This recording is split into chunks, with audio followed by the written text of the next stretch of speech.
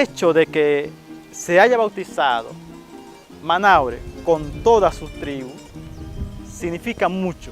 O sea, significa que logró no solo en el momento entender el Evangelio, entender la fe católica, porque era apenas incipiente, pero sí dice de las posibilidades de comunión que este hombre tiene y las posibilidades espirituales que considera. La iglesia fundada por nuestro Señor Jesucristo, que es la Iglesia Católica, cuyo fundamento está en las Sagradas Escrituras, el capítulo 28 del Evangelio de San Mateo.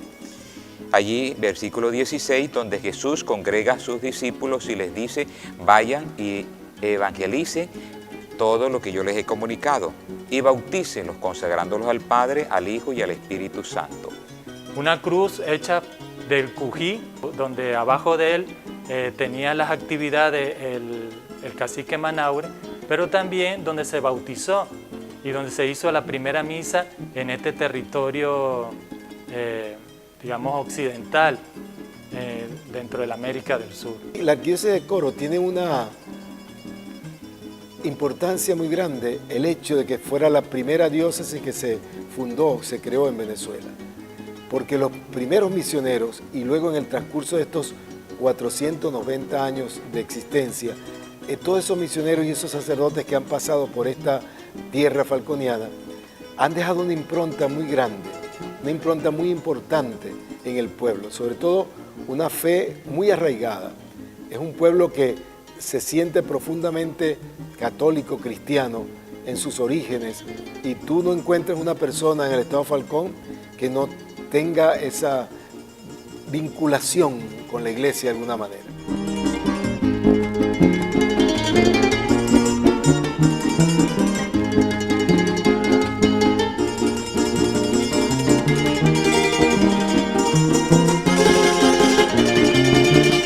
A la base de la fundación de la arquidiócesis de Coro y de la ciudad de Coro hay unos hechos, unos precedentes importantes que debemos conocer.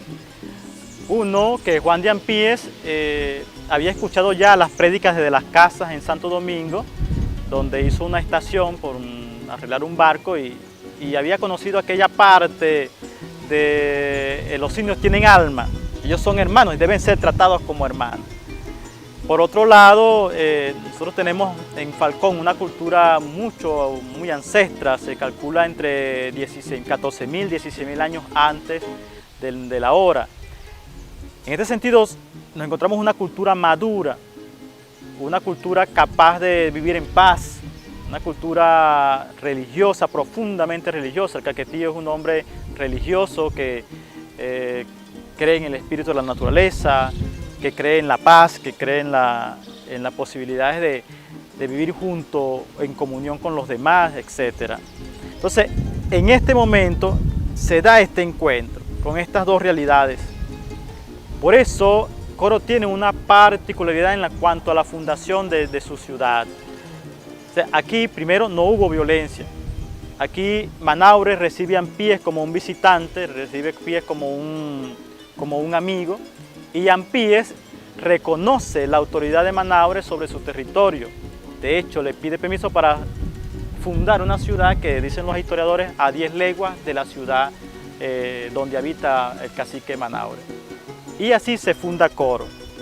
Esto se logró en el año 1527, en julio de 1527, donde las dos partes, tanto la indígena con una cultura diferente a aquella que traían los europeos con Juan de Ampíes, lograron tener un lazo de amistad, pero también un lazo de hermandad que ayudó a fortalecer y a estructurar estos espacios para hacerlo con más capacidad, digamos, cultural, social y a futuro eclesiástico.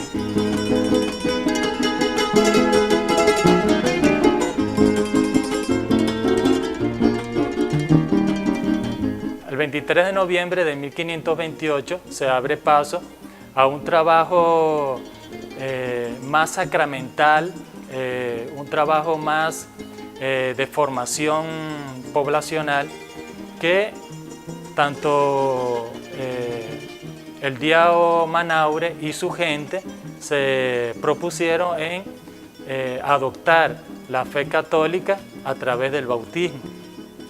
Y esto se hizo en el espacio donde nosotros conocemos como la ribera del río, en la explanada, donde ellos buscaron, debajo de un cují, hacer sus actividades.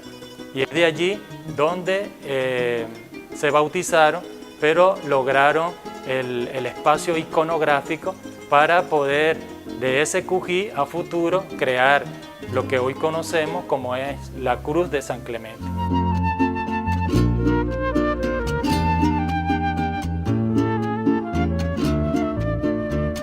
Las huellas del pasado han reflejado en ti tu perfil colonial. La Santa Cruz de San Clemente es nuestro símbolo, es nuestra identidad. Una cruz hecha del cují, donde abajo de él tenía las actividades el cacique Manaure, pero también donde se bautizó y donde se hizo la primera misa en este territorio, digamos, occidental, dentro de la América del Sur. Es nuestro valor cristiano que nosotros lo veneramos, lo valoramos como un hecho que nos nutre dentro de la feligresía y dentro de todas aquellas actividades que se hacen en torno a esa cruz.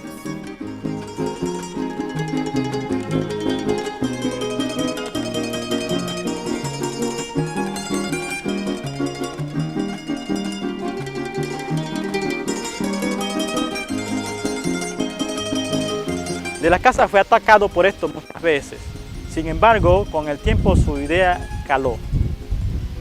Y estas ideas fueron escuchadas nada más y nada menos que por Juan de Ampíes, quien una vez que viene a Coro, viene alimentado con ese evangelio que predicó de las casas, y él intenta en Coro mostrar la belleza del evangelio a través del reconocimiento de Manaure y su pueblo como hermanos, es decir, como hombres con alma y no como simples animales. El hecho de que se haya bautizado Manaure con todas sus tribus significa mucho. O sea, significa que logró no solo en el momento entender el evangelio, entender la fe católica, porque era apenas incipiente, pero sí dice de las posibilidades de comunión que este hombre tiene y las posibilidades espirituales que considera. Él asume los dioses del visitante. Los caquetíos, una población sumamente poblada, grande, está ubicada no solamente en este espacio, digamos en este centro, de que hoy es el centro de la ciudad, sino también abarcó todo lo que es la parte occidental. De hecho, Yaracuy, Zulia, Lara, estaban ellos poblados. El monje de las Casas, Bartolomé de las Casas, introdujo una variante importantísima, ¿no?, que siempre se ha citado como esa lucha de la Iglesia por los derechos humanos, ¿no? Él afirmó: los indios tienen alma. Si los indios tienen alma, significa que son creados a imagen y semejanza de Dios también. Y si son creados a imagen y semejanza de Dios, son nuestros hermanos. Merecen todo lo que nosotros nos merecemos. Eso indica la equidad, eso indica la justicia. Partiendo de ese hecho, ya en la fecha del bautismo del diao del cacique Manaure, se abre un paso y un proceso interesante en la historia coreana. ¿Por qué?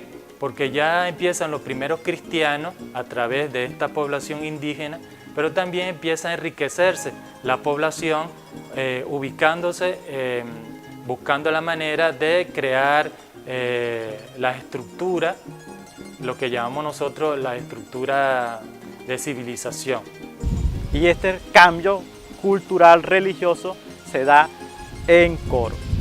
Precisamente creemos que ha sido en este hermoso lugar donde se simboliza aquel acto de fundación de la ciudad en la espiritualidad caquetía, en la unión de la espiritualidad caquetía coreana con la espiritualidad cristiana. Ese intercambio de fe profundo entre estas dos culturas y en estas dos naciones, podemos decir.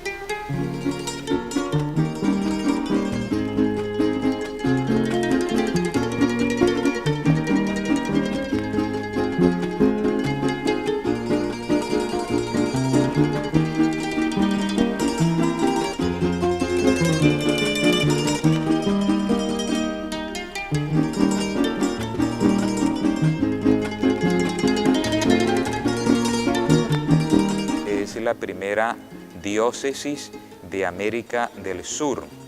Es el primer espacio que el Papa Clemente VII denominó como la primera diócesis. Existió también como la primera capital de Venezuela. Y esto es de relevancia, la importancia, el lugar donde nos encontramos, porque aquí fue donde nació precisamente la evangelización en este continente. Es un homenaje realmente a la cultura caquetía, es un homenaje a la sencillez del caquetío, es un homenaje al servicio del caquetío, a la capacidad de servicio del caquetío, es un homenaje a su idiosincrasia, es un homenaje a esa fidelidad, a la palabra dada a Ampíes, a la palabra dada al reino español de fidelidad. Es decir, o sea, cuando el Papa ofrece la primera diócesis es en honor a ese hecho, a ese gesto de la población caquetía coreana de la época. Y entonces se dio un nuevo código en el año 1983 con el Papa Juan Pablo II, que estuvo también al frente quien fue su sucesor, el Papa Benedicto XVI, el cardenal Joseph Ratzinger. Pero en este nuevo código trae unas expresiones que van a ayudar no solo a la comprensión, sino también a la asimilación y a la práctica del contenido que se le va a dar. Cuando se habla de diócesis, se dice que la diócesis es la porción del pueblo de Dios encomendada a un obispo, porción del pueblo de Dios. Por ejemplo, en esta diócesis hemos tenido 17 obispos. Para que se pueda lograr la erección de diócesis, es que tenía que tener una población ya cristianizada, ya evangelizada, y es de allí donde los indígenas estaban preparados para recibir a un nuevo obispo. Cuando viene la definición se habla que se le encomienda, el Santo Padre le encomienda una diócesis, que es una porción del pueblo de Dios, para él gobernar, educar y dirigir. Esas son las tres características que tiene el obispo para estar al frente de la iglesia particular que se le confía. En este sentido, luego es elevada también a ciudad pontificia y recibe de España también el título de indios de Real Corona, que no pueden ser esclavizados. Entonces, si se dan cuenta, la belleza de este hecho se encuentra en la grandeza de una cultura, en la grandeza del coreano, y también, hay que decirlo, en ese deseo del español, en este caso de Juan de Ampíes, de poder donar a esta cultura su ser persona, porque ya de las casas lo había predicado. Es decir, estos indígenas merecen ser hermanos, no simplemente objetos de uso de nuestro poder, sino realmente hermanos en la fe. Entonces, ya por el 21 de julio de 1531, tenemos entonces este dato histórico importante con el Papa Clemente VII, que fue el que dio precisamente la bula para que se fundara esta primera diócesis de América del Sur. Su primer obispo fue don Rodrigo de la Bastida. El proceso muy interesante, el proceso muy catequético, ¿no? Porque el obispo no solamente vino con miras a ser, digamos, evangelizador, sino también fue político, ¿no? Porque en Santo Domingo le dieron la jerarquía de también ser gobernador. Entonces, gracias a este trabajo, él logró lo que se conoce dentro de los escritos coreanos, la primera edificación de la Catedral de Coro.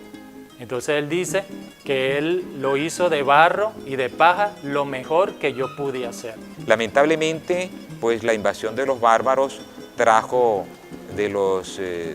pues destrucciones y ataques que manifestaron preocupación por la iglesia, y de allí naturalmente que al ver estos ataques se vio que no era oportuna la ocasión de continuar la iglesia aquí y la representación de la iglesia en el obispo.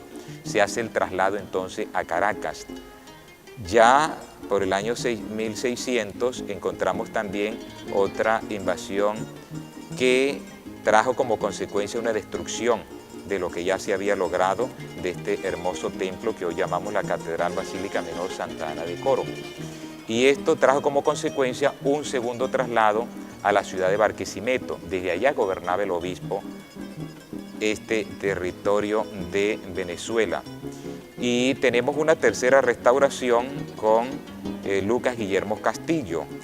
Ya para esa tercera restauración vamos a tener entonces una tercera disposición de la iglesia para dar entonces una estabilidad, y de allí se mantuvo hasta este momento. Porque los primeros misioneros, y luego en el transcurso de estos 490 años de existencia, todos esos misioneros y esos sacerdotes que han pasado por esta tierra falconiana han dejado una impronta muy grande. Uno tiene que ver también la intervención divina, porque a veces estas cosas suceden y uno dice, bueno, Coro perdió tanto o Coro ganó. Yo creo que nosotros hemos ganado. Sobre todo una fe muy arraigada.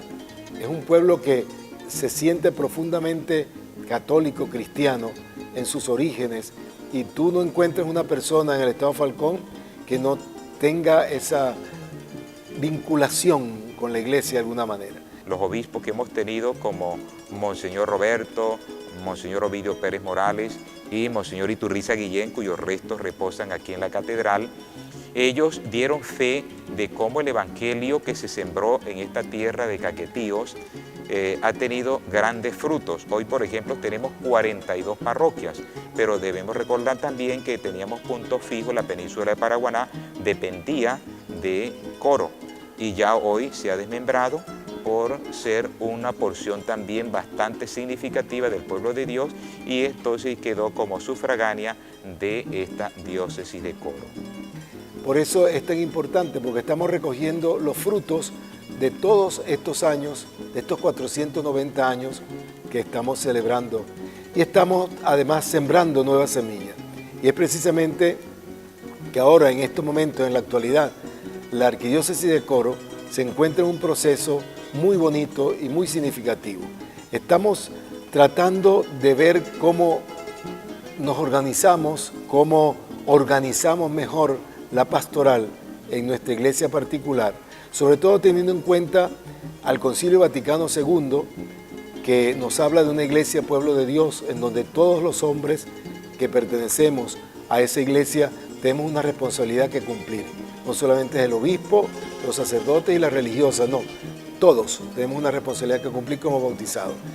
Partiendo de eso del Concilio Vaticano II, partiendo también de las tantas conferencias episcopales que se han realizado, de las 5 conferencias episcopales que se han realizado en América Latina, y sobre todo también partiendo del Concilio Plenario de Venezuela, que fue muy importante para nuestra iglesia en la nación, estamos tratando de organizar un plan de pastoral que nos facilite a todos los miembros de la iglesia una mayor eficacia en la evangelización de nuestro pueblo. Yo pienso que Coro todavía tiene mucho que dar en cuanto a la evangelización. Siempre lo he dicho, todavía nosotros tenemos muchos jóvenes activos en la iglesia, pero que a veces no saben de dónde venimos, ni siquiera entienden por qué sienten algo cuando colocan al Santísimo al frente. ¿Por qué lloro? O sea, ¿qué me pasa? ¿Por qué yo me siento arropado por este misterio? ¿Por qué? Porque tú eres un caquetío que recibió la fe. Y eso es una cosa que pasó a ser natural en nosotros hasta el punto de poder llevar. Ahora, tenemos el compromiso, todos los católicos, tenemos el compromiso de pasar esta grandeza de fe a las futuras generaciones. Esto es verdad. Que no se muera el legado, que no el legado no cese, esa transmisión de la fe, porque el Señor ha hecho una obra inmensa en nosotros, antes de la llegada de los españoles y con la llegada de ellos. Y es importante que nosotros logremos también pasarla a múltiples generaciones en el futuro, porque el Evangelio fue sembrado en esta tierra. No hay otra misión, es evangelizar, llevar la buena nueva de Cristo a quien lo necesite. Y para eso no se puede hacer a lo loco, no se puede hacer cada quien por su lado, sino que debe haber una organización, una planificación que nos permita una mayor eficacia en nuestro trabajo pastoral. Por eso hemos comenzado desde hace unos años atrás la elaboración de un plan de pastoral, que también tiene una característica muy especial, y es que partiendo de lo que el Papa Francisco ha insistido mucho en estos últimos tiempos, y la Iglesia en general, el Papa Francisco simplemente ha manifestado lo que en lo más profundo del corazón llevamos muchos católicos pensando en el Concilio Vaticano II. Estamos tratando también de implementar lo que significa la sinodalidad. La sinodalidad es caminar juntos, pero no caminar una persona junto con otra, dos más, no. Les recuerdo en primer lugar lo que significa ser miembros del pueblo de Dios. Así que todos estamos llamados a evangelizar, no solamente el obispo, no solamente los sacerdotes, no solamente los religiosos, sino todos, sin excepción de nadie. Tenemos que evangelizar.